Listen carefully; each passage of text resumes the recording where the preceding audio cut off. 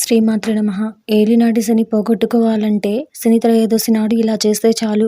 చాలామంది ఎంత పని చేసినా, ఎన్ని ప్రయత్నాలు చేసినా అభివృద్ధి కాకుండా ఆస్తి గొడవలతో అప్పుల పాలవుతూ, ఉద్యోగాలు రాక, ఒకవేళ వచ్చినా ప్రమోషన్ రాక అష్ట కష్టాలు పడుతూ ఉంటారు.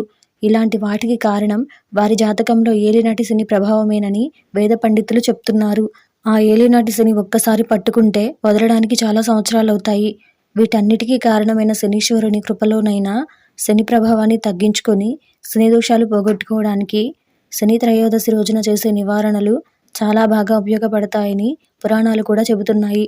మరి ఆ నివారణలేంటో ఈరోజు ఈ వీడియోలో చూసి వివరంగా తెలుసుకుందాం. అంతకంటే ముందు ఈ వీడియో కనుక మీకు నచ్చినట్లయితే లైక్ చేయండి, షేర్ చేయండి. అలాగే మరెన్నో ఇలాంటి ఆధ్యాత్మిక విషయాల కోసం మన ఛానల్ని సబ్స్క్రైబ్ చేసుకోండి. ఇంకా విషయంలోకి వెళ్తే, శని త్రయోదశి రోజు శనీశ్వరుని పూజించటం వల్ల అష్ట కష్టాలు తొలగి ఏలినాటి శని ప్రభావం పోతుందట. దానికోసం ఆ రోజు ఉదయాన్నే లేచి ఇల్లంతా శుభ్రపరిచి నీటిలో ఉప్పు వేసి శుభ్రపరచుకోవడం వల్ల ఇంట్లో నెగిటివ్ ఎనర్జీ వెళ్ళిపోయి పాజిటివ్ ఎనర్జీ నిండుతుంది.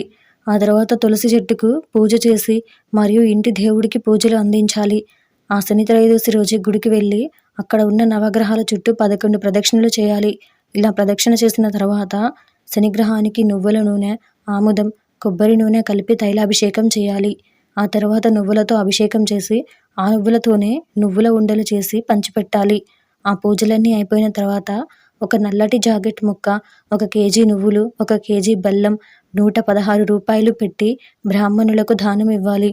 ముఖ్యంగా ఆ రోజంతా ఉపవాసం ఉండి శనీశ్వరునికి అనుకున్న పనులు సజావుగా జరగాలని ముడుపు కట్టి సాయంత్రం వేళ ఆ ముడుపును శనీశ్వరుని ఆలయంలో ఇచ్చేయాలి.